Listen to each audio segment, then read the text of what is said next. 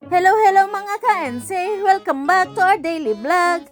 For today's video, tatalakayin natin kung bakit nga ba walang gasoline girl o gasoline boy dito sa New Zealand. Alam nyo ba, isa ito sa mga bagay na talagang nanibago ako pagdating ko dito sa New Zealand.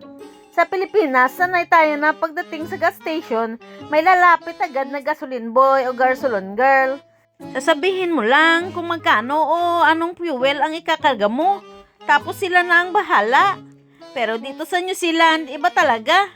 Ikaw mismo ang magbubukas ng tangke ng sasakyan. Ikaw ang kukuha ng nozzle. Ikaw ang magkakarga ng gasolina. At pagkatapos, ikaw rin ang magbabayad. Bakit nga ba ganito? Una, mataas ang sahod dito sa New Zealand.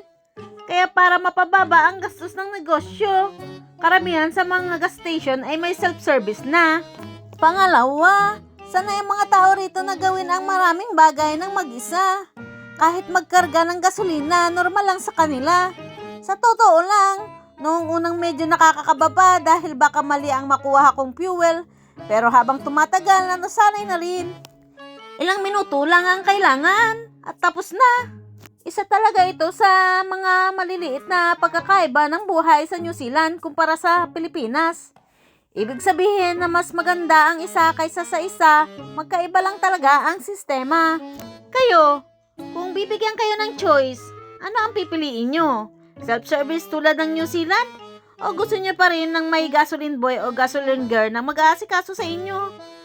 Ikaw mga ka-NC, ganito rin ba ang tunada mo? Taga saan ka ba at bakit ganito ang tunada mo? Comment nyo nga dyan sa baba kung taga saan ka. Paano mo nalaman na Ilongga ako? Yun lamang for today's video. God bless us!